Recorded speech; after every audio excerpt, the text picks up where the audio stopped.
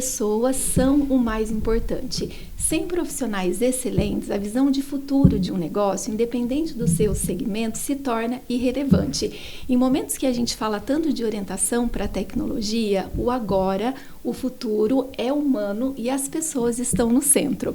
Então, como que a gente constrói uma cultura onde as pessoas queiram estar? Como que a gente constrói uma cultura onde as pessoas tenham orgulho, reconheçam conexão, relevância, segurança? Uma cultura orientada para as pessoas, uma cultura orientada para a sustentabilidade. E para a gente falar sobre esse tema sensacional, aqui no nosso SustentarCast, que é o podcast oficial da Unifeob, a gente tem a honra, a felicidade de receber, se não, as duas melhores do mercado, duas realmente experts nesse assunto. E olha, gente, para contar para vocês, e a Kika que está aqui do meu ladinho não me deixa mentir, que a Carol e a Gabi, a gente já vai falar sobre a Carol e a Gabi, apresentá-las, elas foram recomendadas para participar aqui com a gente desde o começo do nosso podcast. Mas entre viagens internacionais, entre agendas de trabalho, entre publicação de livro, defesa de tese de doutorado, porque sim, elas são muito feras, a gente realmente conseguiu conciliar as agendas. Então é com muito carinho, com muito orgulho, com muita felicidade que a gente recebe vocês. Eu sou Dani Rodrigues. Eu sou a Kika Figueiredo, um prazer receber Carol, Gabi aqui hoje. Para a gente realmente é uma honra recebê-las, a gente sabe do potencial que vocês têm aí para colaborar com a gente, e fiquem à vontade para se apresentar. Boa, obrigada por receber a gente, pelo convite, é uma honra estar aqui, acho que posso falar por nós duas.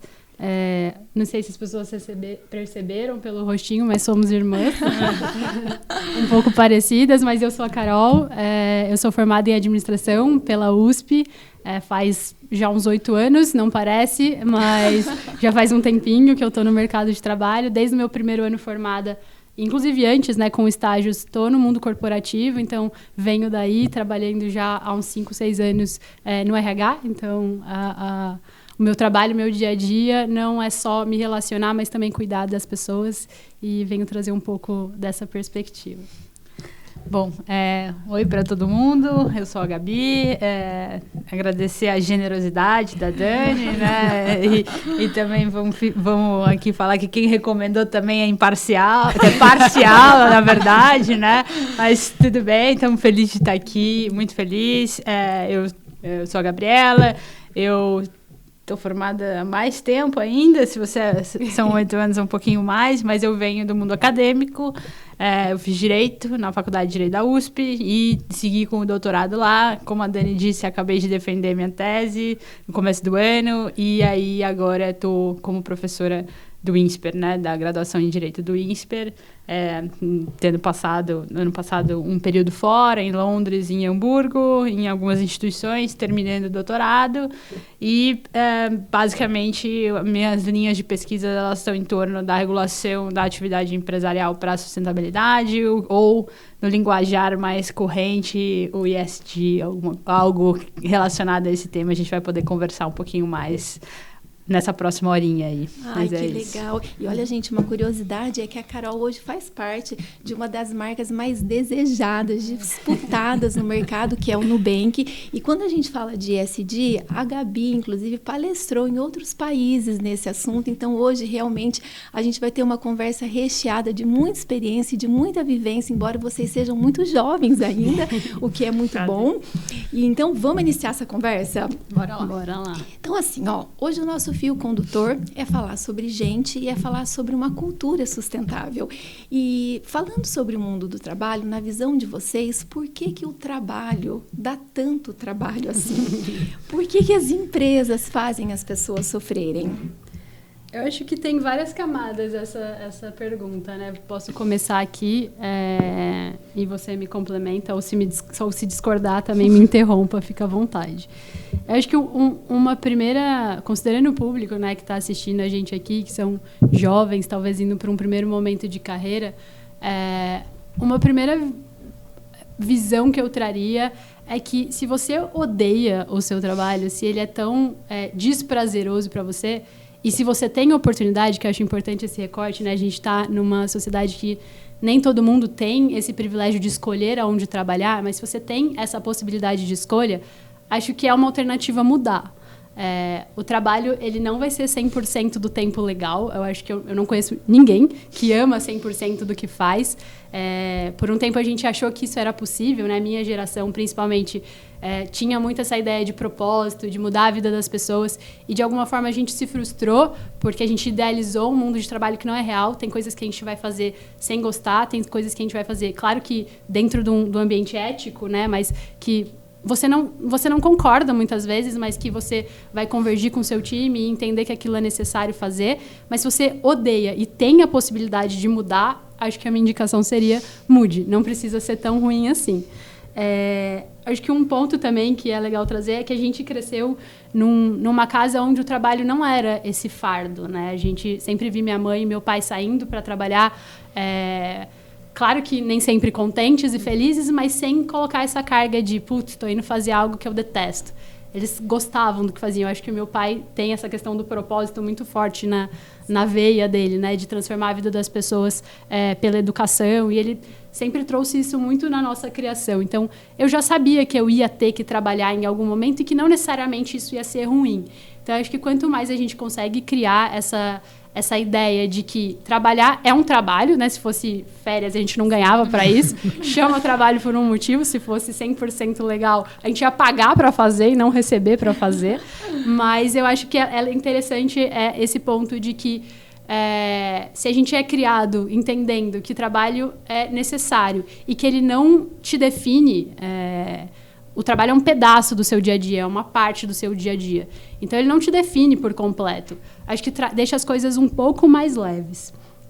E não sei se você quer trazer alguma coisa. Eu tenho muitas coisas para falar sobre isso. Não, eu acho que essa é uma pergunta para você. Como a gente falou, a gente tem perspectivas diferentes, né? A Carol tem muito mais uma percepção do dia a dia, de como é isso. Eu venho de um olhar mais de cima para baixo, assim, né, de regulação, de pensar também por que talvez uma certa crise no mundo do trabalho gera certas respostas do ponto de vista do direito, né, e como as organizações mudam tentando pensar e dar algum tipo de resposta para essa crise, né, porque acho que também parte de mudanças que a gente vê são organizações tentando atrair um perfil de pessoa que vai que está buscando talvez um equilíbrio maior entre a vida pessoal e o trabalho, ou o trabalho que seja um tanto quanto mais ético. Acho que então o outro lado da moeda, um pouco dessa percepção que você está relatando. Sim, Carol e Gabi, já vou quebrar o protocolo, sou confiante de fazer isso, mas já pegando o gancho dessa primeira pergunta, Carol, quando a gente olha essa perspectiva das pessoas, às vezes não estarem felizes no que elas estão fazendo, ou às vezes até não gostam do que elas estão fazendo no trabalho, mas também a gente percebe que às vezes falta um pouco de coragem para elas tomar a atitude e fazer algo para mudar, né? A geração de vocês está aí um pouco atrás da nossa, né? E é uma geração que a gente vê que a velocidade, a transformação é muito maior do que foi para mim, do que foi para Dani, né? Sim, o que vocês... você, dentro do RH, né, o que você consegue mapear e apontar para a gente que é um fator que, às vezes, impede a pessoa de tomar essa decisão e às vezes, ficar ali naquela infelicidade, naquele ambiente, às vezes até adoece? Eu acho que tem, de novo, né, alguns recortes. Eu acho que a gente está falando com um público aqui que está investindo na educação e que, de alguma forma, tem o privilégio de ter acesso para a educação num país que nem todos têm essa oportunidade. Então, eu vejo que dentro desse público de pessoas que têm a oportunidade de mudar, de fazer escolhas, eu sinto que tem diferenças entre geração. Então, existe a geração lá de trás, né, dos nossos pais, acredito, de boomers, né, eles valorizavam muito essa questão da estabilidade, da lealdade. Eu não posso sair daqui. Essa empresa me acolheu. Eu devo a ela, porque eu nem entrego tanto assim e eles me escolheram. Como assim eu vou virar as costas? E isso vem mudando aos poucos, né? Depois entra essa questão do propósito, da gente buscar, acho que muito mais a nossa geração, de buscar uma empresa que esteja alinhada com o que a gente gosta de fazer. E já uma maior maleabilidade de falar, não é isso que eu concordo, eu vou sair, vou procurar outra coisa. E agora vem essa nova geração que é completamente diferente. Então, eu vejo essa nova geração conseguindo quebrar algumas amarras que a gente tinha. Então, esse receio grande que você traz, eu acho que é geracional. Eu vejo, inclusive dentro da empresa, uma nova geração que diz muito mais nãos. E que consegue pôr limite, que consegue trazer a qualidade de vida, o equilíbrio entre trabalho e vida pessoal de uma forma mais incisiva. De, vocês não concordam com isso? Um beijo, tchau, eu vou procurar outra empresa. Então, essa questão de as empresas se adaptarem a essa nova geração está ficando cada vez mais latente, porque eles, de fato, vão embora se a empresa não se adapta. O que era zero a nossa realidade antes, né? Eu vejo, talvez, a geração... Desculpa se estiver falando errado, mas a geração de vocês um pouco mais enraizada nessa questão do preciso ser leal, essa empresa me acolheu, eu não posso virar as costas, e até pela questão da estabilidade mesmo, né? E, Carol, você está certíssima, porque eu me lembro que quando eu tinha 15, 16 anos, juro para vocês, o meu conceito de ser bem-sucedida era assim, eu quero ter carteira registrada. Se eu tiver carteira registrada, eu vou ser bem-sucedida. E aí eu pensava que se eu passasse, no mínimo, 2 anos numa empresa, eu seria uma grande profissional. Então, essa questão da lealdade, do tempo de casa, do registro, é uma coisa geracional e é uma perspectiva diferente para a gente pensar, né, Kika? E a gente passa por isso aqui, né, no dia a dia, porque a gente acaba contratando também jovens, né? E às vezes no começo, quando acontecia deles chegarem, que eles chegam, né, amanhã e falam, não quero mais. E a gente se assustava. Hoje, beleza, não quer mais, ok. Para onde você vai, o que você vai fazer, seja feliz, precisa que a gente recomende alguma coisa, tá tudo bem. A gente também vem se adaptando, né, a viver nesse contexto que realmente a gente não pode ficar, né, bravo ali, porque a pessoa decidiu tomar outro rumo para a vida dela. A gente tem que apoiar, incentivar e colocar para frente. E eu acho que em algum momento a gente vai conseguir encontrar um equilíbrio. Acho que não é só uma dor da Unifeob, mas de todas as empresas, de buscar entender essa nova geração, porque a gente estava acostumado muito com o contrário, né? As pessoas vendiam sua vida pelo trabalho e tudo bem eu trabalhar até meia-noite, tudo bem eu abrir mão de um final de semana, porque eu dependo desse emprego. E agora essa geração traz um olhar diferente, de talvez as empresas também dependam da gente. Então, como que vai funcionar esse jogo? Como que a gente vai conseguir encontrar um meio do caminho que faça sentido para os funcionários e que também faça sentido para as empresas? E acho que isso vem também com um pouco do que vocês estavam falando de tecnologia, né? Surgiram novas carreiras, surgiram novas possibilidades. O CLT é uma delas. Acho que antes era ou você presta concurso e tem ali sua estabilidade, ou você vira CLT e, faz entre carreira. Muitas aspas, e aposenta ali, sua né? alma. Faz carreira. Acho que é um pouco mais bonito. Mas hoje em dia não é isso. Tem várias outras possibilidades, tem vários outros caminhos que as pessoas podem seguir e eu vejo elas mais livres para seguirem e trilharem caminhos diferentes. E aí uma percepção minha, não sei se você vê dessa forma também, mas com uma visão de que a gente está vivendo cada vez mais, né, pelos avanços da medicina, etc., a gente vai ter mais de uma carreira na nossa vida, né? Sim. Eu acho que essa visão também trouxe um pouco de perspectiva de que talvez não dê para eu ficar 70 anos numa mesma empresa. Né? Antes as pessoas aposentavam com 40, 50 anos, então era ok você ficar 30 numa empresa. Hoje em dia, considerando que as pessoas vão trabalhar até os 70, até os 80, acho que fica um pouco mais difícil ser em uma empresa só. E meninas, assim, quais as dicas? Porque a questão da felicidade no trabalho tem a ver também, uma coisa que a Carol colocou, que é muito importante de ser lembrada, porque a gente vai crescendo com essa... Não todo mundo, né? Mas muitas vezes com essa crença de que tem que ser gostoso, no trabalho eu só vou fazer aquilo que eu gosto, senão eu vou trabalhar com aquele meu sonho. E nem sempre isso acontece por uma série de motivos, né? Então é importante a gente ressaltar uma coisa que a Carol trouxe para você, estudante que está aí turbinando a sua carreira, é que nem toda carreira é uma viagem para Disney. O mundo do trabalho, né? A gente vai fazer coisas que a gente gosta e a gente vai fazer coisas que a gente não gosta. E trazer a crença de que está tudo bem, que faz parte, traz leveza. Mas dentro dessa linha da felicidade no trabalho, tem muito a ver também com escolhas mais direcionadas. Então, em termos de dicas para os nossos estudantes, ou que estão transitando do médio para a graduação, ou da graduação para o primeiro emprego, ou do primeiro emprego para uma promoção, que dicas que vocês trariam?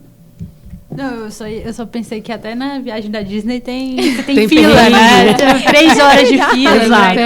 Tem perrengue, né, Gabi? Então, acho que nada é, né, esse ideal, assim, de só felicidade o tempo inteiro. Enfim, você pode entrar em questões mais filosóficas, né, do que é essa felicidade o tempo inteiro. Mas eu acho que... E aí, enfim, acho que a Carol pode falar muito melhor do ponto de vista profissional e do RH, assim, mas...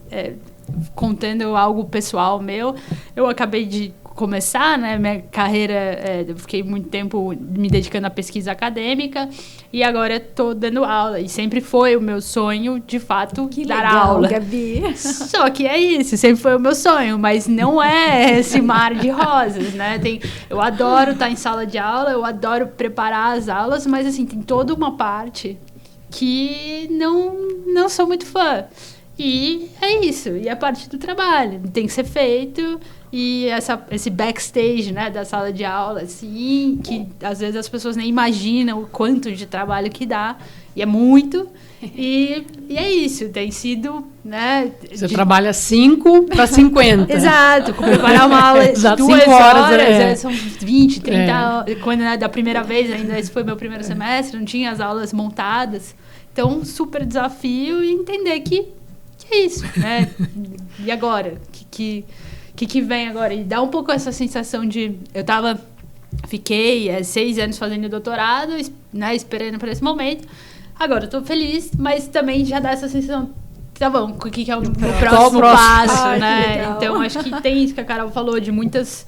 Não sei se muitas carreiras, talvez, mas diferentes... aspectos, né? Ou diferentes desafios, né? Ter sempre alguma coisa, não sei... O que você pensa? Eu acho que, muito alinhado com o que você falou, é uma ilusão você achar que vai amar 100% do seu trabalho, né? Ou ser 100% feliz usando ali o que a Dani trouxe. Eu até deixei uma colinha aqui, mas tem uma filosofia japonesa que é o Ikigai, que ele fala um pouco disso, que é, se você está buscando a carreira dos seus sonhos, eu não acredito muito nisso, já falo um pouco sobre, mas tem essa filosofia que diz que para você encontrar onde você vai se dar melhor, você deveria tentar atrelar sua missão com a sua vocação, que seria o que o mundo quer de você, o que o mundo espera e gostaria que você entregasse. E aí sua missão com a paixão que você ama fazer, que é o que você gostaria de fazer o tempo inteiro. Paixão com profissão é o que você faz bem, então você não só ama, mas você faz aquilo bem, você entrega bem. E profissão com vocação, que aí você é pago para isso. E aí a gente junta tudo de incrível que seria você fazer o que você ama, o que você é bom, você ainda é pago para isso e o mundo te agradece de você fazer isso. Isso seria o Ikigai, que é, de alguma forma, na filosofia japonesa, a melhor forma de você impactar a sociedade e ser feliz dentro do trabalho. Eu acho um pouco complexo você encontrar esse lugar ideal, que você é bom, que você ama, que alguém está disposto a te pagar por isso e que o mundo valoriza essa entrega. Eu acho que a nossa geração, ela sofreu muito com essa idealização do propósito, de que todo mundo tem um propósito de vida, de que todo mundo vai transformar a sociedade. Eu acho que, claro, cada um vai ter o seu impacto e é legal a gente ver isso no dia a dia, mas nem todo mundo vai conseguir encontrar um trabalho que você vai transformar a vida das pessoas por meio da educação. Eu trabalhei anos na Centauro e eu entrei lá porque eu amo esporte, eu sempre gostei muito de praticar, de assistir, enfim. Eu acho que o esporte, de fato, muda vidas. E quando eu entrei lá, eu percebi que eu ia trabalhar na frente de um computador, eu não ia trabalhar com esporte no dia a dia. Então, eu acho que a empresa ter um propósito e conseguir trazer transparência de como o seu trabalho impacta naquele propósito, eu acho que é aí que você consegue ter a felicidade, não 100% do tempo, mas uma empresa que está alinhada com os seus valores, e aí falando um pouco de cultura, né? Que você está alinhado com o propósito daquela empresa e, consequentemente, com os valores de como ela se posiciona no mercado, porque tem empresas que você, com certeza, não gostaria de trabalhar porque são eticamente diferentes de vocês ou têm valores diferentes. A empresa também precisa trazer transparência no dia a dia, porque quando eu estou ali no meu computador, apertando algumas teclas e criando alguma coisa, é difícil eu conseguir lembrar que eu estou impactando a vida das pessoas por meio do esporte. Porque eu estou sentada numa cadeira dentro de um escritório, dentro de um computador, na frente de um computador, apertando alguns botões. Então, de alguma forma, eu lembrar que aquilo que eu estou fazendo vai lá na ponta impactar essas milhares de pessoas, acho que ajuda a trazer esse senso de propósito. E por muito tempo eu fiquei frustrada de não estou conseguindo impactar as pessoas, muito menos por meio do esporte, sentada aqui nessa cadeira. E aí eu entendi que o meu propósito, na verdade, era ser útil, de eu me sentir útil.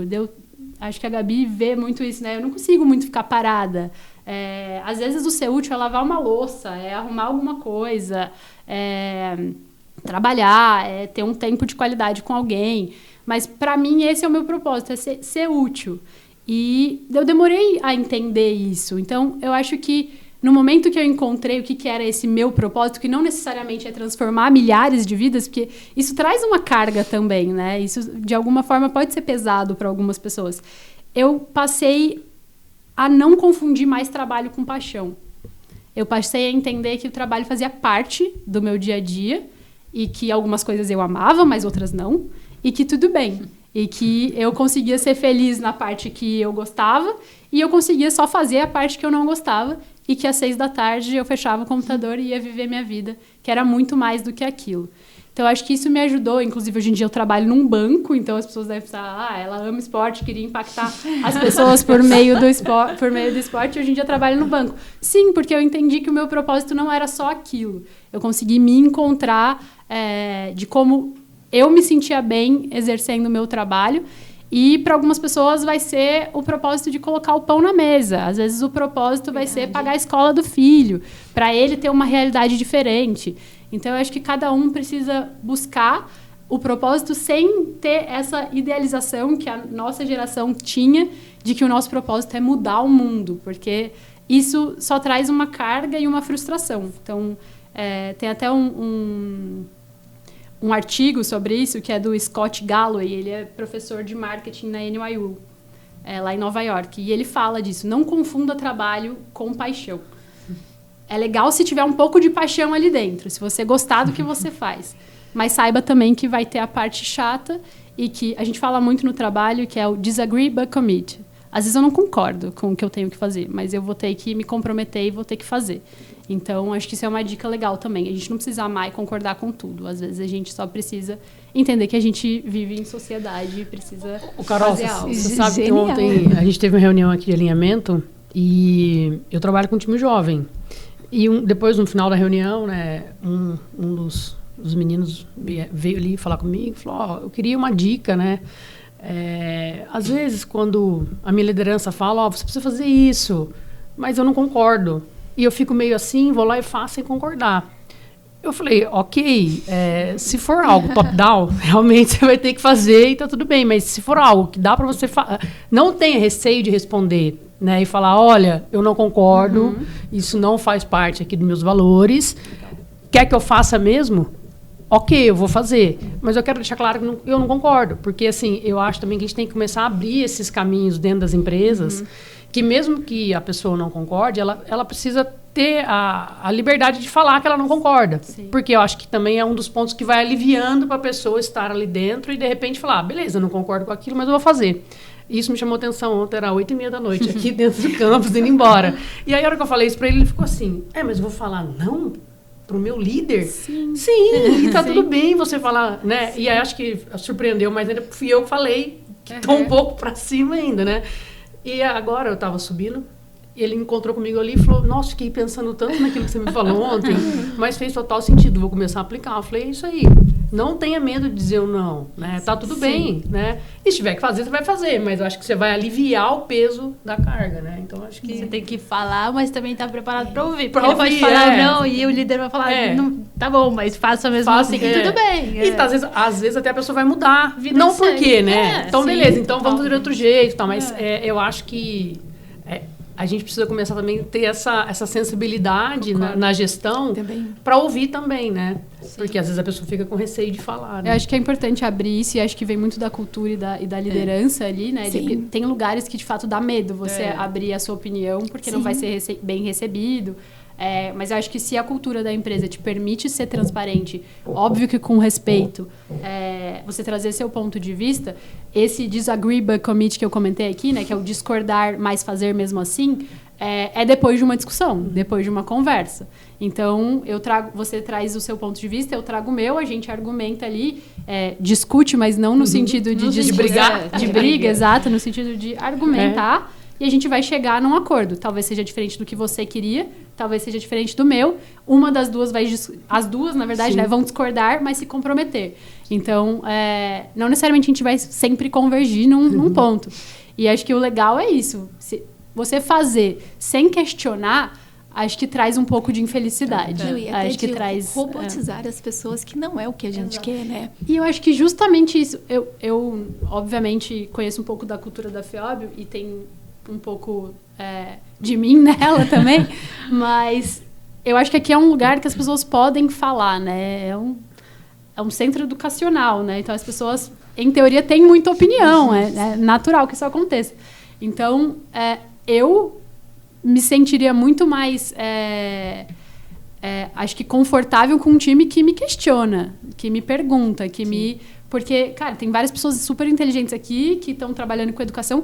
Ninguém tem nada para falar, não é possível que eu sou tão genial assim, né? Então, e é no contraponto que a gente cresce, que a gente evolui, né? Exato. Às vezes a pessoa tem uma ideia de só fazer a mesma coisa, mas de um jeito diferente, que vai tornar as coisas mais eficientes ou mais confortáveis. E Carol, assim, dentro dos pontos que você trouxe, né, 3 super dicas para os nossos estudantes. Primeiro, essa questão do Ikigai, né? Que a gente cresce muito com esse sonho que eu só vou ser feliz no mercado de trabalho se eu fizer aquilo que eu amo. Então, se você não puder fazer por algum motivo aquilo que você ama, aquilo que você sonhou para sua vida, nada te impede de você aprender a amar o trabalho que precisa ser feito. Então, esse é um ponto.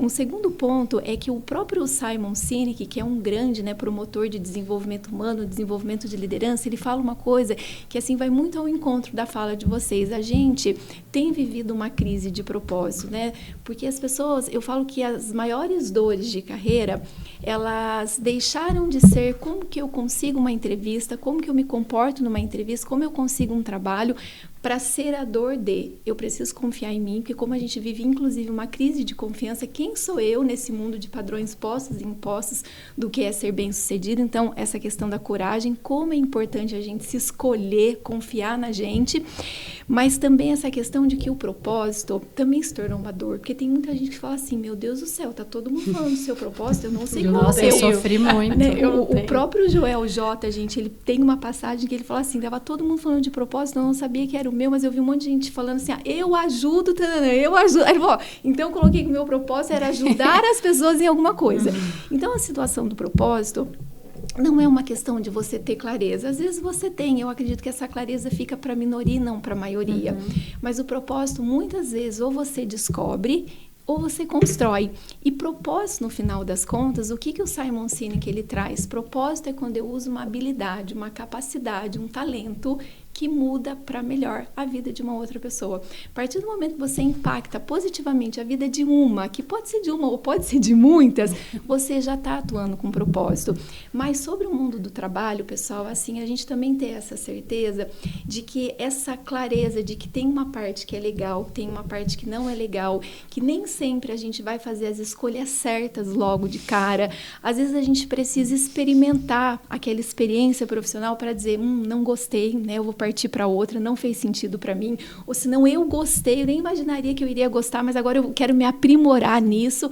Mas isso tudo tem a ver com maturidade, como a gente vai amadurecendo e a gente vai compreendendo isso, né? E nesse impacto e choques das gerações, é muito o que a nossa geração pode aprender com vocês e muito o que a gente pode, o que vocês podem, né, ensinar pra gente.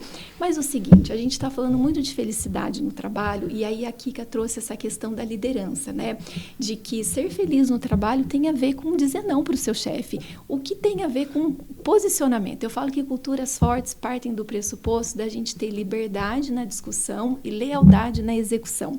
Mas trazendo a palavra liderança para a mesa, a Gallup traz uma pesquisa, gente, que aproximadamente 70% do sentimento de você tá bem ou não tá bem no seu trabalho vem da qualidade com a tua liderança. Então, o que vocês esperam das lideranças de vocês? E quem são as lideranças que vocês estão se tornando? Eu só vou fazer um comentário, deixar você responder também, porque eu também acho que essa é a sua parte, mas é porque eu tava ouvindo e eu acho que a Carol, obviamente, né, fez administração, sabe muito mais dessas teorias, né, do ambiente de trabalho, e eu estava aqui só escutando e pensando na minha própria trajetória. Eu acho que eu preciso aprender mais com ela, porque acho que pela nossa criação, né, porque nossos pais fizeram, a gente tinha muito isso, né, de ter um propósito, e acho que foi algo que me marcou muito, e eu fiz essa dedicação, essa escolha pelo ambiente acadêmico, e que, por um lado, hoje, pensando retrospectivamente, eu adoro o que eu faço, mas é isso, tem que ser uma coisa que também te pague, né? Que muitas vezes é difícil no ambiente acadêmico, e principalmente no começo. Então, essas escolhas de ser um pouco mais flexível com as coisas, né? De talvez, é isso que eu amo, mas não necessariamente estão me pagando aqui. O que eu posso fazer, mas ter isso no futuro. Então, acho que talvez se eu soubesse disso antes. Mas se alguém tivesse me dito, né, Gabi? Ninguém me falou. Mas olha que doido, né? A gente é de uma família de acadêmicos, né? E pra mim foi difícil achar o meu propósito, porque eu fui pro outro lado, né? Eu sou zero do estudo. Eu fui direto pro mundo corporativo. E eu via vocês ali conversando e falando daquilo. Não sei se eu posso falar essa palavra com muito tesão. Posso? com muita paixão naquilo que vocês estavam fazendo. E pra mim era, o que eu tô fazendo que chega à altura de mudar a vida das pessoas pela educação. Porque acho que a educação é o lugar mais tangível de mudar a vida de uma pessoa, né? Olha que lindo isso.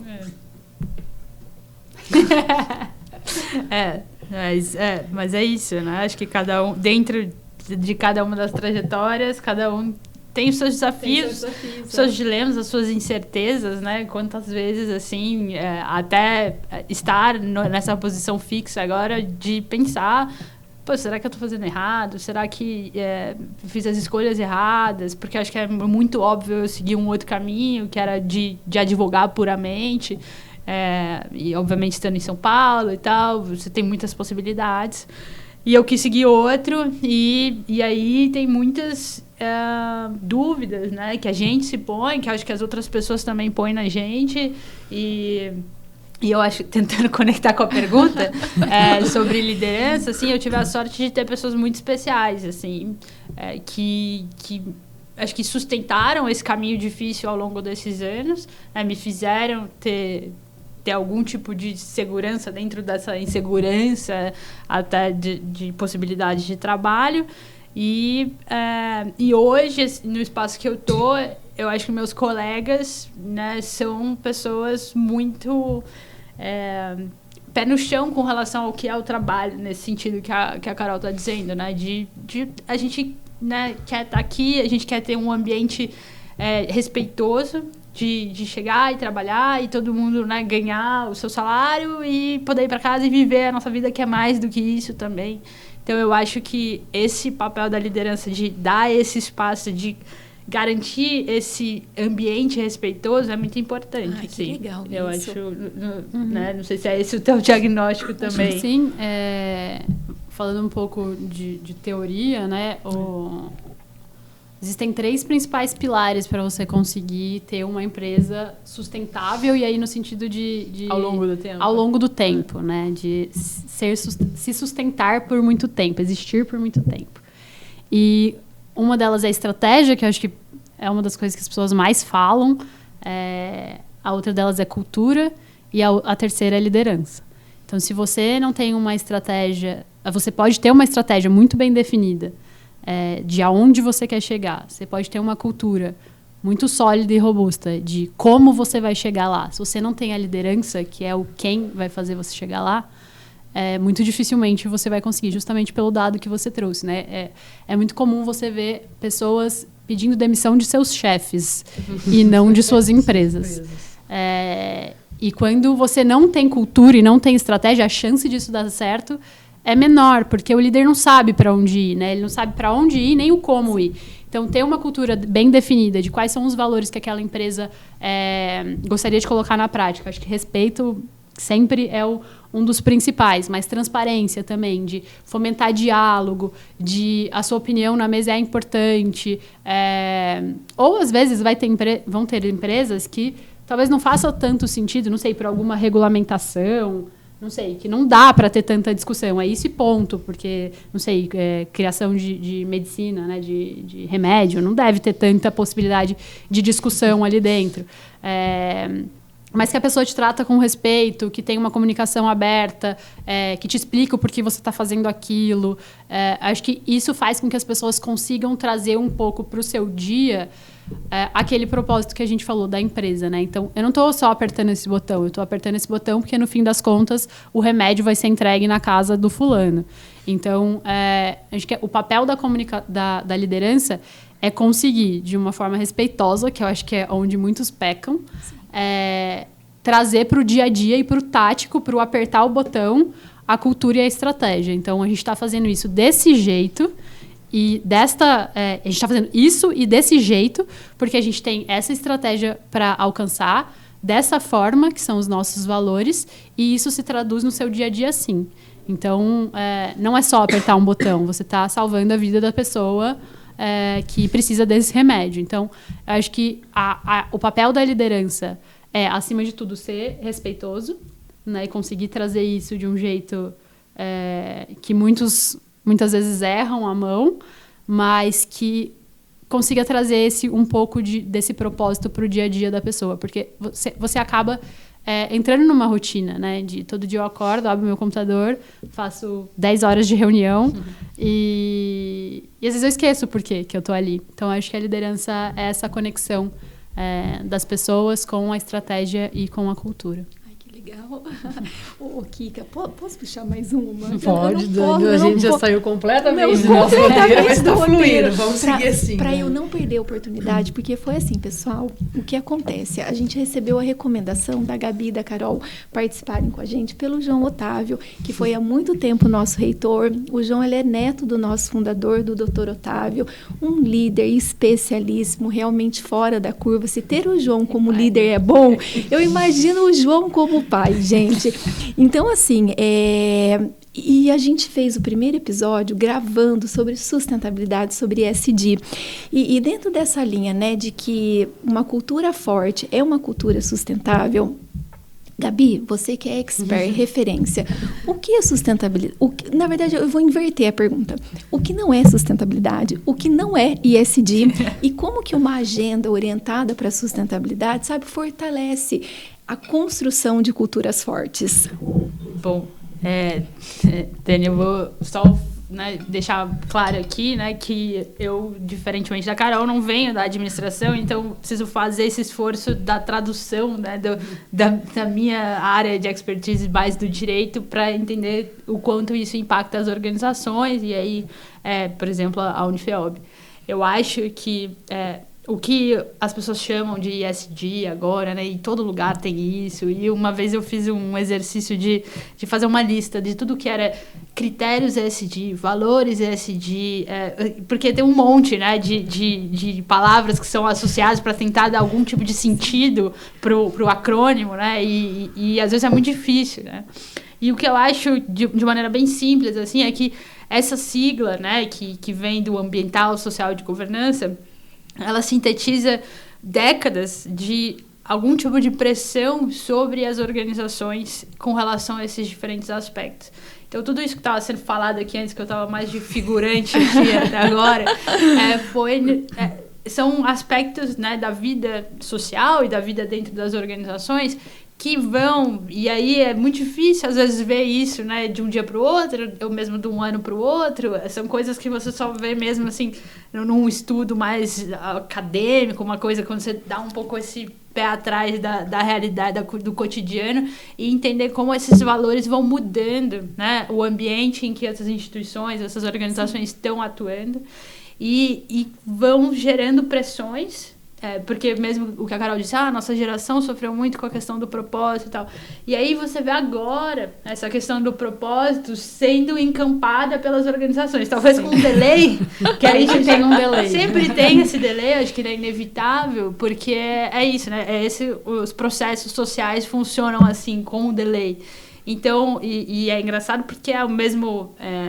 eu venho do direito, eu venho principalmente do direito societário, e tem um conceito do direito societário que em português ele chama interesse social, mas em inglês ele se traduz como corporate purpose, mas é tipo o propósito, né? A gente não traduz literalmente, mas essa é a mesma palavra do propósito que a gente quer entender para que a empresa serve, né? Eu estou tentando traduzir em palavras muito simples aqui, mas essa ideia agora é uma grande discussão no campo. Qual é o propósito da companhia?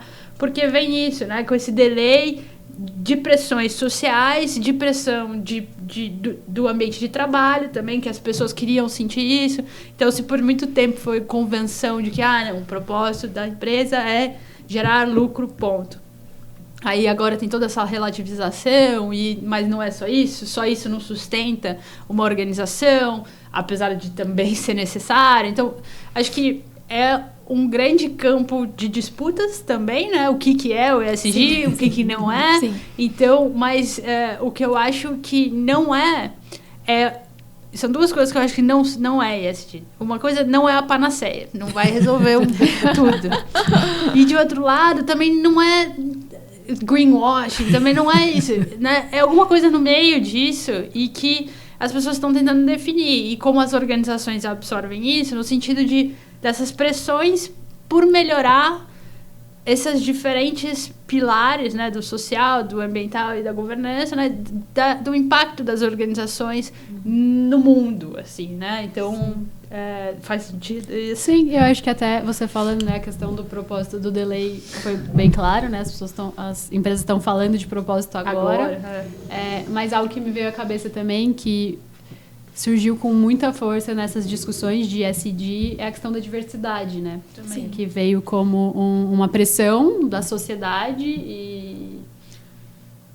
e não sei se você concorda. Não, sim, acho que também é parte de... Porque é isso, né? São tantas coisas que entram nesse guarda-chuva de ESG e para algumas organizações a questão da diversidade do S e aí entraria a diversidade também é mais importante, para outras o aspecto ambiental vai ser mais importante, a gente vai discutir questão de mudança climática, enfim, acho que tem um monte de coisa que dá para discutir sobre o guarda-chuva de ESG, mas eu acho que uma coisa mais transversal a quase todas é a questão da diversidade mesmo. E como meio dessa pressão mesmo que você vai vendo como é esse ambiente de trabalho, se ele é diverso o suficiente, se ele acolhe as diferentes opiniões, seja para falar não e para dar voz a diferentes pessoas.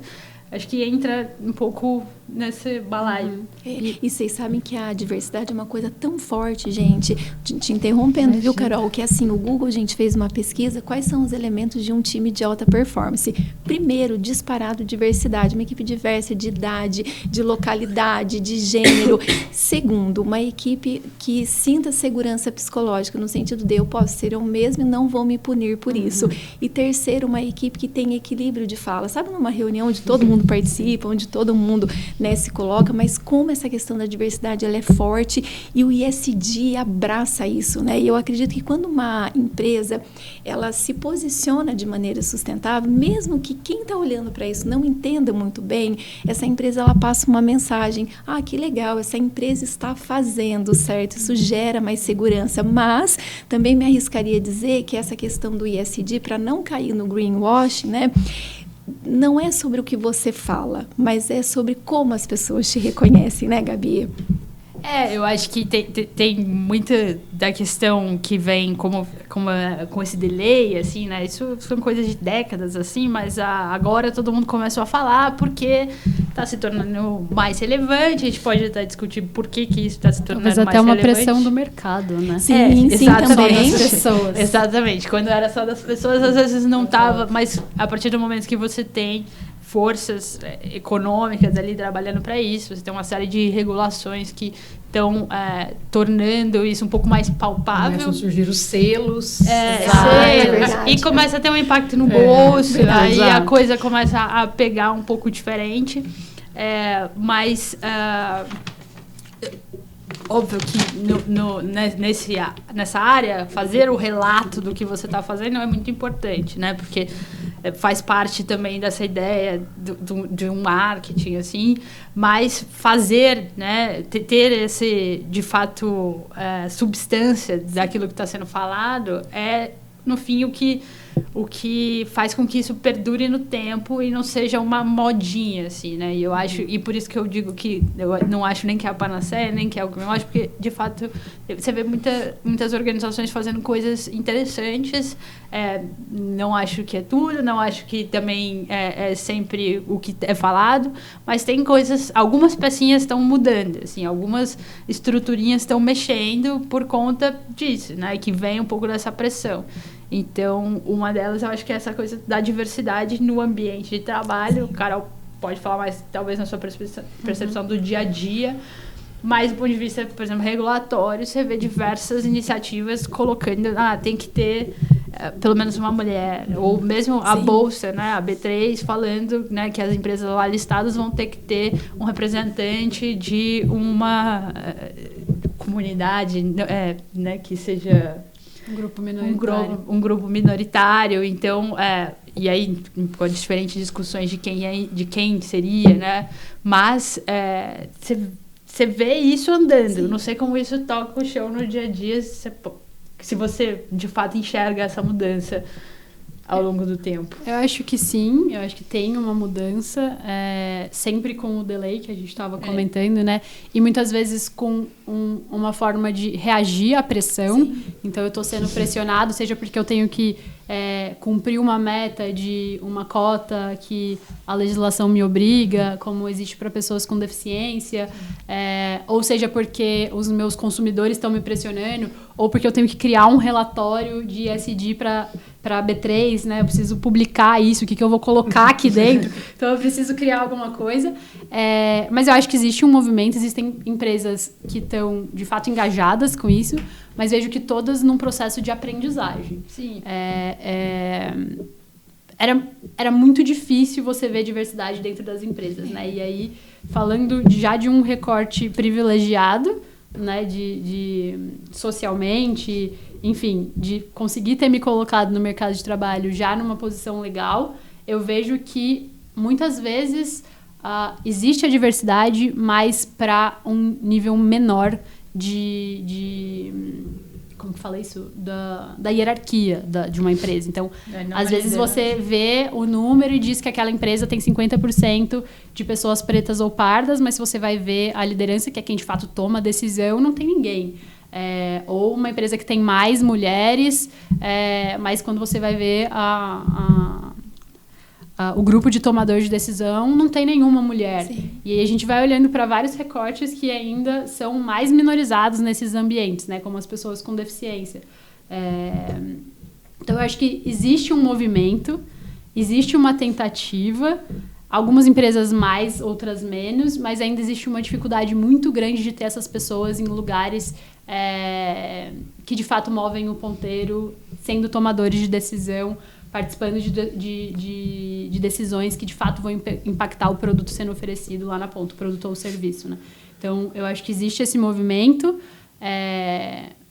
mas eu acho que ainda é pouco. Eu acho que talvez precise de mais pressão para esse delay chegar. E, Gabi, que dica que você daria assim, para uma empresa que está indo para esse caminho, mas que tem dúvidas? Por onde a gente começa? Olha, eu acho que começa por tentar se apropriar, entender um pouco, né, quais são esses impactos que a própria organização tem, né, no mundo, né? Varia muito, né? Quando a gente fala de ESG, a gente está falando justamente de um guarda-chuva de questões que são ou não aplicáveis a depender do setor da economia que essa empresa está localizada, depender do tamanho dela. Então, tem um monte de coisa que impacta. Acho que o primeiro é entender isso, um pouco, né? Qual é o meu tamanho, aonde são os meus gargalos, aonde eu posso melhorar. E por isso que a questão do relatório de sustentabilidade, né? O antigo balanço social, que vai evoluindo, virou agora relatório ESG, assim, é um exercício mesmo, contínuo. Isso é legal. No tempo, né? Não é um negócio que é feito, assim, é um processo de compreensão, de entender o que se aplica, o que não se aplica, né? Na linguagem mais técnica a gente fala o que é material, o que não é material para aquela organização, e fazer, e é uma trilha mesmo, é o que a Carol falou, né? No sentido de, pode ter um delay, acho que existe um delay, de novo, não acho que isso é a panaceia, mas eu acho que tem diversos espaços de melhora, às vezes muito simples, às vezes muito alinhados também com economia, né, de dinheiro mesmo. Então, você melhorar a sua emissão de gás carbônico, que tem a ver aí com a discussão das mudanças climáticas, isso vai trazer uma economia de energia para a tua instituição, e isso representa mais dinheiro para você. Então, tem essas situações em que você ser mais sustentável também traz mais dinheiro. Tem outras situações mais complexas que não necessariamente estão alinhadas, né? Então, tem um limite do que a gente chama de estratégias win-win, né? Que todo mundo ganha de todo lado. Mas, até a gente chegar a esse limite, acho que existe espaço, né, para iniciar essa caminhada das organizações. E mais do que isso, eu acho, né? Mais do que dar dica de começar, eu acho que as organizações elas têm que começar. Porque, como eu disse, acho que tem um movimento regulatório muito forte que vai bater na porta de um jeito ou de outro. Pode demorar mais, pode demorar menos, dependendo de onde você está, mas é difícil escapar. Assim. Vai ser menos sofrido começar agora do que esperar. Vai ser menos sofrido começar agora do que esperar, do que contar que isso é uma moda. Eu não acho que isso é uma moda, porque quando você olha ao longo do tempo, isso não é um negócio... Apesar de muitas pessoas terem começado a ouvir, sei lá, na pandemia, né? O ESG, não sei o quê. Mas isso é uma tendência de longo prazo, que agora a gente começa a ver, porque agora as coisas estão começando a emergir, assim, né, das profundezas, assim, mas que vem sendo construída de pouquinho em pouquinho. Claro, precisa... E é por isso que é pressão, né? Porque é pressão para mais, precisa de mais. Sim. Mas vem acontecendo, e eu acho que quanto as organizações se adaptarem, ou pelo menos estarem familiarizadas com essa terminologia, com as ideias que vêm junto com esse movimento, eu acho que mais vantajoso para a organização. E do ponto de vista dos estudantes também, porque eu acho que, né, o mercado vai exigir deles de alguma forma. Sim, em qualquer lugar que você esteja. Seja se você for um profissional do direito, isso, eu venho do direito societário e eu estudo. Você pode falar, não tem nada a ver, e tem tudo a ver. Assim, tem tudo a ver. Tem tudo a ver, justamente porque as caixinhas, elas estão se bagunçando, assim, né? Então, o que era, mas eu não mexo com direito ambiental, eu não mexo com direito do trabalho, não importa. Porque agora as coisas estão diferentes e eu imagino, sei lá, alguém que trabalha na agronomia vai precisar ter isso. Exatamente, total. Na arquitetura, toda pensada, cidades, urbanismo. Há um tempo atrás, acho que eu até comentei com a Dani desse livro, chama Líderes Sustentáveis. Acho que foi um primeiro movimento que algumas empresas começaram a fazer lá atrás sobre o movimento do ESG, mas sem ainda declarar o que era, Com esse nome. Então, mas eles trazem o conceito, mas a gente já vê ali, na redação dos líderes, eles tentando mostrar de alguma forma que eles eram sustentáveis em alguma área, né? E eu sempre puxo esse livro porque eu aprendi muito e a gente tenta, hoje no contexto, né, do sustentar, mapear algumas ações que a gente enxergue que elas sejam, né, e façam parte desse contexto para a gente poder replicar aqui também, né? Então, nós precisamos, né, Dani? Total, entrar nessa questão e puxar isso também para a Unifiob, que eu acho que é para a gente poder, inclusive, começar a levar para os estudantes, né? E isso tornar isso cultural dentro da instituição. Acho que a Unifab, como uma instituição de ensino, ela tem essa capacidade de irradiar muita coisa. Para muita gente, né? Numa velocidade um pouco maior. Para muitas áreas, para muitas partes, né, que estão ali relacionadas com a Unifab. Acho que, né, as instituições de ensino podem ser esses catalisadores, assim. E difusores, né, do negócio. Difusores e até questionadores. Né? Mas o que significa, como eu disse, acho que tem um campo de disputa, assim, né? O que significa o ESG? O que significa ser sustentável, né? É só eu plantar uma árvore, né? Não é isso. Então, esse tipo de questionamento, eu acho que é propício a ser feito numa instituição como a Unifab. Sim, e eu acho que as empresas estão nesse movimento de aprender também. Por um momento acharam que era fazer campanhas com pessoas diversas, né? Eu tenho ali um marketing com, sei lá, um outdoor que tem uma pessoa preta, ou uma pessoa com deficiência, ou uma pessoa que é LGBT e visualmente né? Eu consigo identificar ali naquela imagem que é uma pessoa LGBT. E acho que hoje em dia elas precisam ir além. Não é só mais... Inclusive tem um nome para isso, não sei se ele é correto, mas chama-se ou de rainbow washing ou de pink washing. Sim. São os vários. Eu falei do green washing, mas são os vários washings. Né? Quando você tenta mostrar uma diversidade que você não tem na realidade. Assim, a sua campanha vai ser linda, super inclusiva e diferente, com pessoas diversas, e aí... quando você olha para o quadro da sua empresa, você tem majoritariamente homens brancos, cis, hétero, e isso é um dos temas que eu acho que seria um win-win, né? É comprovadamente já estudado que a diversidade traz mais lucro para a empresa, porque você tem cabeças diferentes pensando e tem pessoas representando uma gama maior da sociedade. Então, não só faz sentido, como já é comprovado que traz uma maior rentabilidade para a empresa. Então, é um win-win que a gente chama essas pessoas para o jogo para participar ali do dia a dia. Sim. E mais importante, da tomada de decisão. É comum você ver empresas com pessoas de grupos minoritários há 15 anos em cargos de entrada e que não são promovidas. E isso não é o suficiente. A gente precisa dessas pessoas na mesa, discutindo, tomando decisão, porque isso sim vai impactar o que vai ser oferecido por aquela empresa. Então, acho que dando uma dica de onde começar, claro que eu vou puxar para a pessoa, eu não entendo nada de ambiental, mas diversidade é um win-win, com certeza, e claro que com muita responsabilidade, né? A gente vê muito hoje em dia empresas fazendo vagas afirmativas, então essa vaga é só para mulheres, essa vaga é só para pessoas pretas ou pardas. Acho muito legal e acho importante, mas sempre pensar também depois quando essa pessoa está dentro da empresa.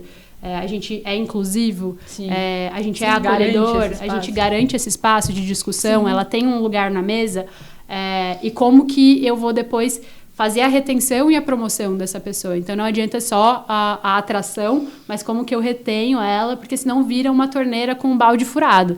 Você traz um monte de gente naquelas vagas afirmativas e elas não ficam.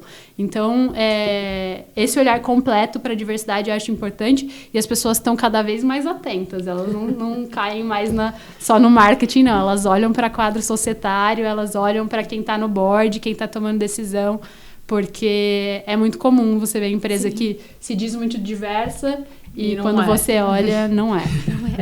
E eu acho que essa conexão, né, dos dois temas, né, mais de pessoas e da questão da discussão do ESG, porque sem as pessoas, ou sem essa cultura interna, é muito difícil você conseguir esses resultados. Né? Você consegue uma foto bonita, você consegue ali, talvez, um documento com números bonitos, mas como eu disse, é um processo, né? E acho que isso que é a cultura interna, e porque algumas organizações conseguem fazer isso com mais sucesso do que outras, acho que a chave aí já não é algo que eu consigo responder. Eu acho que a regulação, né, ela vem colocando ali essa pressão e exigindo isso das organizações, das empresas, mas a chave de como isso vai ser feita aí é um problema do RH. Do RH. Eu acho que é bem complexo, é bem difícil e tange um pouco do que a gente falou já de liderança. Essas pessoas precisam estar muito compradas com essa ideia. Porque no fim são elas que contratam E elas precisam verdade. entender que aquilo vai trazer um benefício para a área delas. Elas vão ser Precisa mais produtivas, vão entregar mais resultado. Vão ser mais criativas. Exato. A gente, eu não sou da área de recrutamento, então eu não passo tanto por entrevista e etc. Mas eu vejo muito o pessoal comentando que tem líder que fala, eu não quero uma vaga afirmativa, porque vai demorar. Não tem mulher que coda, não tem mulher que entende de tecnologia. Cara, me dá um dia, eu te trago várias.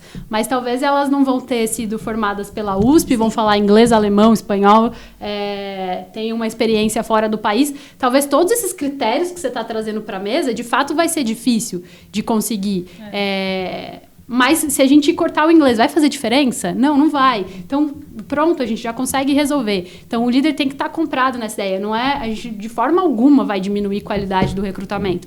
É só as pessoas estarem compradas com aquela ideia, entendendo que vai fazer diferença no dia a dia. E tem muita gente que não está, e acho que é aí que vem o desafio das empresas. Acho que tem muita empresa que quer, mas ainda não conseguiu. Sim. E tem muita empresa, inclusive, que não está com a liderança preparada, né? Então, a gente falou, por onde começar? Começa com a conscientização da sua liderança, né? Sim. Agora, meninas, a gente já está quase chegando no final dessa conversa maravilhosa. O nosso desejo era realmente fechar aquela porta para vocês não irem embora. Só que é o seguinte, ó, uma última pergunta antes das interações finais que a Kika vai puxar. Para vocês, um excelente lugar para se trabalhar é? Para mim, eu acho que é um lugar que... Acho que vou ser um pouco repetitiva de tudo que a gente já falou, mas que eu seja respeitada e que eu possa ser eu mesma. Com isso vem essa pessoa que fala muito, que vai discordar de muita coisa. Então, para mim, isso é essencial, que eu possa falar e discordar, e a gente disagree but commit, tá então tá tudo bem. E várias vezes eu vou fazer coisas que eu não quero, mas eu faço. Mas uma coisa também que para mim é muito importante, que acho que a gente não falou aqui, é eu admirar as pessoas que eu trabalho. Eu admiro muito as pessoas que eu trabalho, eu acho elas muito competentes, eu acho elas muito respeitosas, eu acho elas muito acolhedoras, eu acho que elas me puxam para cima, assim, então... Para mim, é isso que traz minha felicidade no dia a dia. Uma pergunta, hoje você trabalha home ou... Eu trabalho de home office. 100%? Eu vou, a cada 3 meses eu vou uma semana. Tá. É praticamente 100%. Sim, bacana. Manda bala, Gabi. Bom, eu vou copiar um pouco, porque eu gostei. Eu aprendi que quem fala primeiro é mais fácil. Então, mas essa questão da admiração, acho que é muito importante mesmo, assim. Tenho muita dificuldade de trabalhar com alguém que eu não admiro. E acho que é no nível profissional, mas também no nível pessoal, assim. Acho que... Nossa, admiração é um ponto mesmo, né? Eu acho que faz você querer se dedicar. Pessoa, exato. A maioria das pessoas com quem eu trabalhei, acho que não é coincidência, eu admiro muito, assim. E pessoas que eu admiro no nível pessoal também, né? São excelentes profissionais, mas são seres humanos, assim, mais... iluminados, assim, que eu acho, pessoas generosas, pessoas com valores que eu me identifico, então tenho dificuldade de não estar num ambiente assim, e acho que esse é o principal para mim, pensando agora. Faz muita diferença. Faz muita diferença no teu ânimo, né? De levantar e pensar, não, é isso que eu vou fazer. E até de você entender essa dinâmica, que você não vai fazer só o que você quer, também você vai fazer, às vezes, o que estão te mandando, só que... Quem tá te mandando? Se a pessoa que tá te mandando, você fala, cara, eu confio nesse cara. Ou vou fazer. Quem você vai fazer, né? Algo que você não gosta de fazer, mas você vai fazer uma coisa que você admira, e aí aquilo torna-se mais leve, você vai fazer... Sim, eu confio que ele não vai me colocar numa furada, sabe? Que ele não vai fazer eu fazer alguma coisa que vai contra a minha ética ou os meus valores. Eu acho que tá alinhado eticamente. Tem algum tipo de confiança, assim, que você sabe, em última instância, essa pessoa não ia fazer alguma coisa muito ruim comigo, assim. Então, acho que isso torna o ambiente mais seguro e mais confortável de estar. Porque no final é isso, né? Trabalho é um negócio que ocupa muito do nosso tempo, verdade, né? Normalmente, assim, 5 dias da semana, às vezes mais. Então, você não ter esse espaço de segurança, acho que é algo que pode adoecer mesmo ao longo do tempo. Exato. Então, acho que Acho que esse é um ponto importante, a admiração. E, gente, um comentário, né? Já que a gente vai passar pela vida mais tempo trabalhando do que fazendo qualquer outra coisa, você, liderança que está escutando a gente, então uma pergunta, de 0 a 10, o quanto as pessoas que trabalham com você realmente te admiram enquanto líder? De 0 a 10, né? O quanto você realmente é uma experiência boa, memorável para as pessoas que fazem parte do seu time. Já que a admiração é um ponto e que liderança é um ponto que apareceu muito aqui também, fica essa pergunta, essas perguntas de reflexão, né? Total. Acho que é uma responsabilidade você ser líder de uma pessoa. Você não só faz parte Muito da formação grande. dela como Sim. profissional, mas você faz parte de grande parte do dia dela. Sim. Trazer esse acolhimento emocional faz parte do seu trabalho como líder. Então, é importante ter esse cuidado. E você sabe, Carol, que a minha irmã, ela é um pouco mais velha do que eu, né? Mas ela sempre me falava uma coisa que eu demorei um tempo para entender, mas hoje eu entendo, assim, com uma clareza enorme. Ela me falava assim, olha, se um dia você puder escolher a tua liderança, escolher o teu chefe, a tua chefe, escolha. Porque se o teu chefe, ele for visionário, ele vai te fazer uma pessoa grande. Mas se ele for medíocre, mas nem se você for muito boa, você chega lá. Então, realmente, liderança, inclusive, é fator de sucesso na nossa carreira e é uma responsabilidade muito grande. Exato. Acho que a gente depende um pouco das pessoas que nos lideram pra gente depende crescer. bastante. Bastante. E que a gente se cerca, né? Exato. E até isso que você falou faz muito sentido, porque um bom líder, ele entende que se o time está crescendo, ele também está crescendo junto. Verdade. Se o time está entregando coisas a mais, ele está entregando junto. E ele não está te preparando para você assumir o lugar dele. Não, ele vai crescer e você vai substituir a vaga que vagou. Então, acho que isso que é um líder. É a pessoa que te desenvolve porque ele sabe que ele vai ser promovido e aí ele vai poder te puxar. Sim. Então, eu acho que é isso. Ter pessoas que você admira facilita o dia a dia, mas também facilita a carreira, porque eu tenho certeza que essa pessoa vai mandar bem e vai crescer, e com isso eu cresço junto. E eu vou na cola, né? Muito bom. Isso. Muito bom, meninas. Bom, vamos lá para as partes finais aqui, porque, obviamente, a gente também precisa liberar vocês, senão a gente ficaria mais aqui, né, Dani?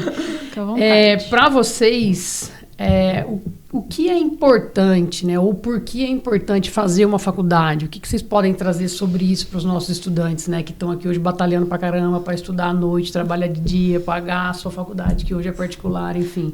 E que, às vezes, em alguns momentos, eles falam, nossa, tenho vontade de largar tudo, né? Tô trocando 6 por meia dúzia porque o meu salário vai lá e tal. Mas faz sentido isso, né? É importante eles estarem aqui. O que vocês imaginam de futuro para quem está passando por essa etapa?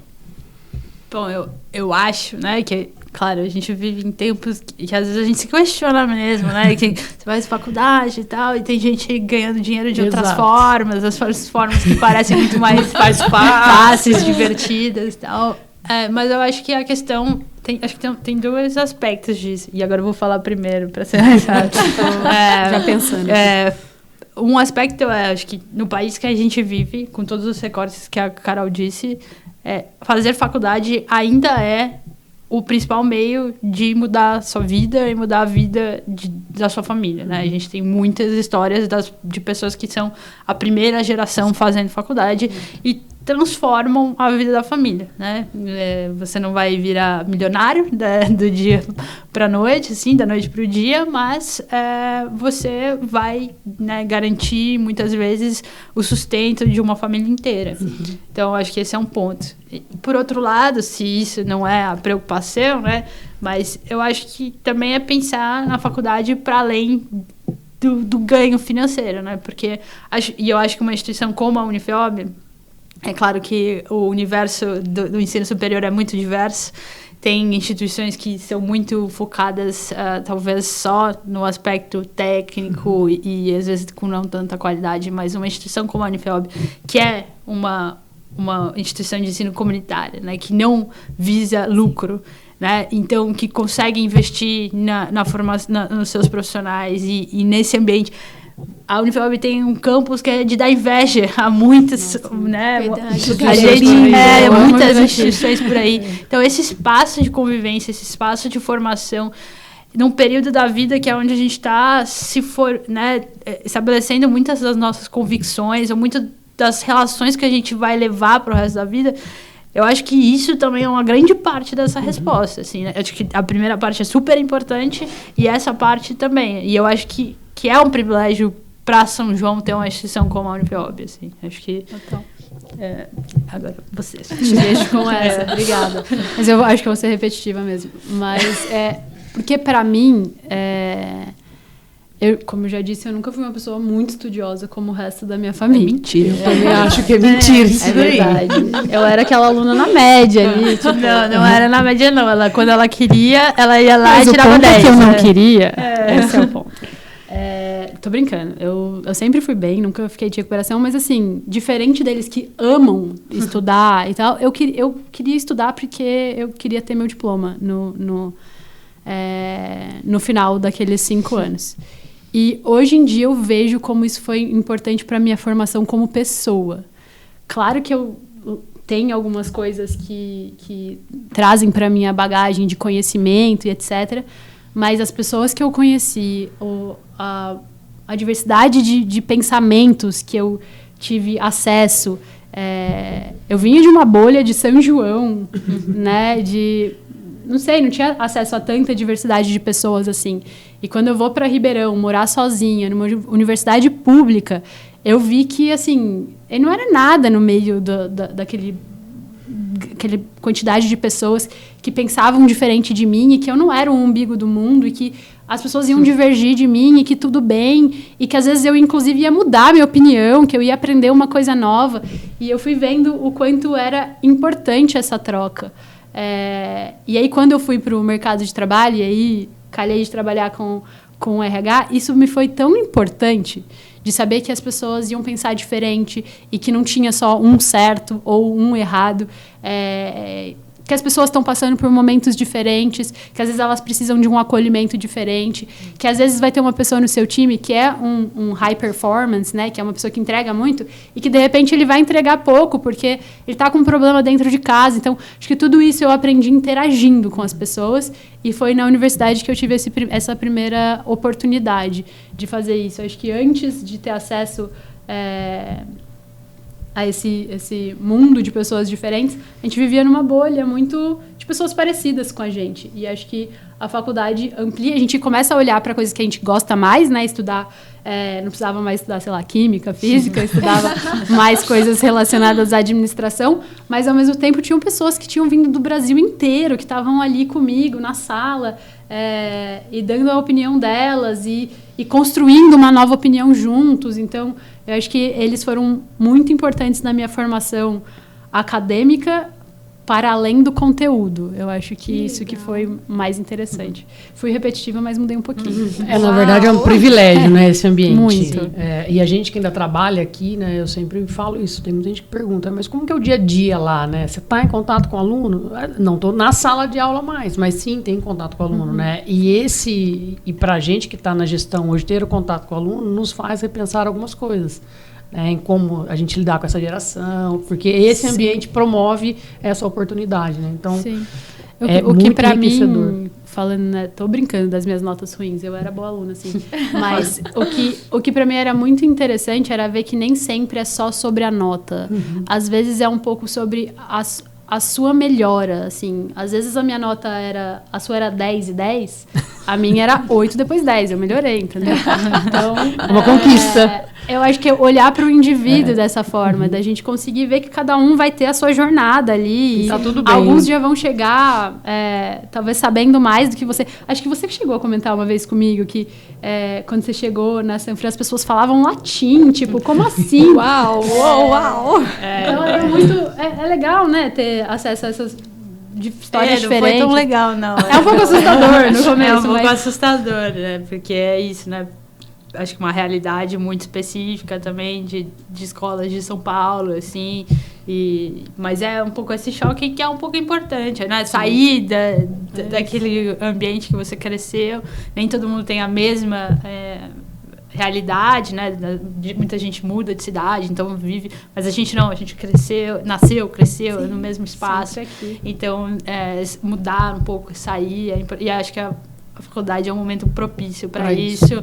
Ainda que você esteja na mesma cidade, mas aí você vai estar com outra turma, não é mais sua turma do ensino médio, você vai ser posto em contato com outras pessoas. Eu acho que isso é uma virada, né, um momento de virada que muitas vezes no momento que a gente está vivendo a gente não sabe aproveitar.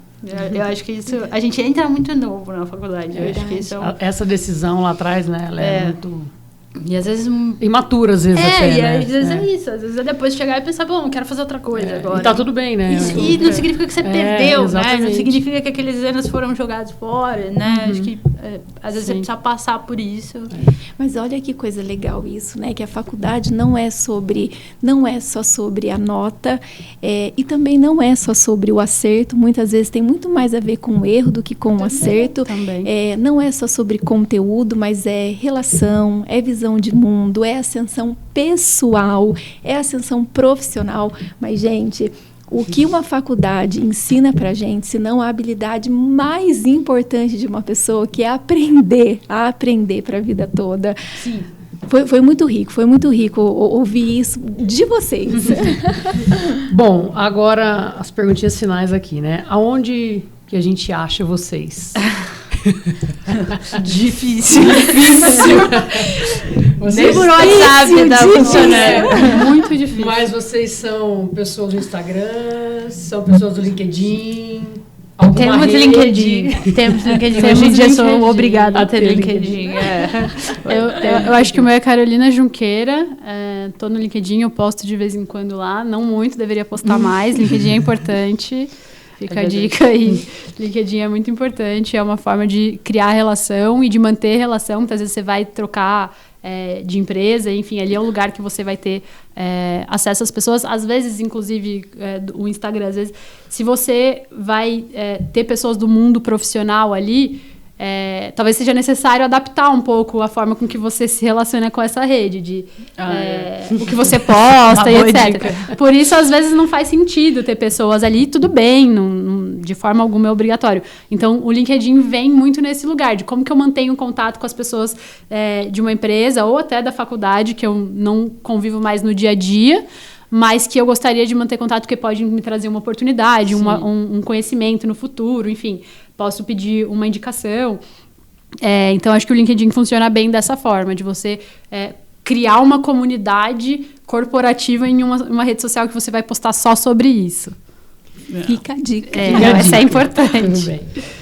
E alguma dica de livros, podcasts? A Gabi tá no LinkedIn. Instagram vocês também estão, né, meninas? A gente tá. No Instagram é mais pessoal, né? Mas o LinkedIn, estamos aí. Ok. E, bom, entendendo aí essa questão de estarmos no LinkedIn e Instagram, vocês têm alguma dica de livros, podcast, TED Talks que vocês gostariam de deixar aqui como indicação? Das áreas específicas aí de cada uma?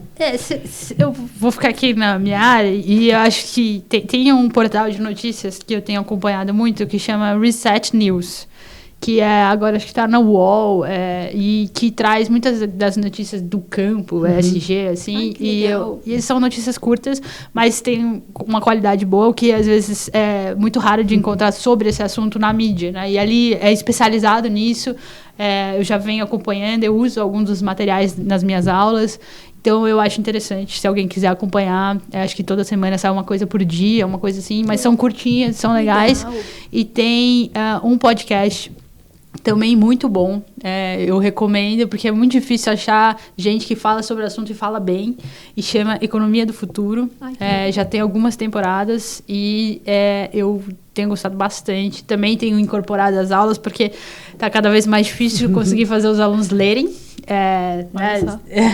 Tá difícil. Então, outras mídias, né? Podcast, às vezes algum vídeo curto, são estratégias para tentar complementar o conteúdo de sala de aula. Maravilha, Gabi. Boa. E você, Carol? Acho que indo um pouco mais pro lado de cultura e pessoas, 2 livros, um que é batido, né, Dani? Que é A Regra Não Ter Regra, que do Netflix. É muito bom, é fácil de ler, é gostoso de ler, e é muito legal ver como uma cultura com transparência move o ponteiro, assim. Eles criaram um negócio muito legal, baseado em transparência, das pessoas poderem dar a opinião delas, inclusive trazerem para a mesa discussões difíceis. E é muito legal esse livro, recomendo. E tem um que chama Lean In, da Sheryl Sandberg, que é uma das únicas mulheres na alta liderança das Big Techs. Ela trabalha no Facebook hoje em dia, mas já foi do Google. E ela fala sobre mulher no ambiente de trabalho. E para mim foi muito legal ler esse livro. Acho que vale a pena. Ela é muito incrível. Claro que ela está num lugar de privilégio muito grande, mas vale a pena. E acho que de podcast tem um que chama DiversaCast, que é em português e que é legal. Mas acho que eles encerraram, assim, tem gravado, mas eles não soltam novos. Um que solta novo, mas aí é em inglês, é o Woman at Work, que é um podcast de Harvard. Ele é bem legal também. E aí, eu falando aqui da minha experiência eu consumo esses conteúdos de mulher no ambiente de trabalho, mas com certeza no LinkedIn, nas plataformas de áudio devem ter alguns mais específicos para outros grupos minoritários também. Muito bom, gente. Uma colocação final de vocês aqui. Alguma dica de quem vocês gostariam de ver por aqui, conversando com a gente? Sobre algum assunto específico ou relevante para o SustentarCast da Univiola? A gente vale falou, né? Não, a gente falou e a gente não tem um nome assim, mas a gente pensou sobre temas, né, que poderiam complementar isso. Eu acho que eu não sei qual é a lista que vocês já têm, mas seria muito legal alguém falando sobre raça no ambiente de trabalho. Acho que eu acho que a gente traz aqui um pouco, mas obviamente não entendemos tanto, que entrar em alguns temas específicos, talvez você entenda mais, mas enfim, não era o tema de ESG, por exemplo, com alimentação, que eu acho que é algo muito interessante. E aí, puxando um pouco para o João Otávio, né, que está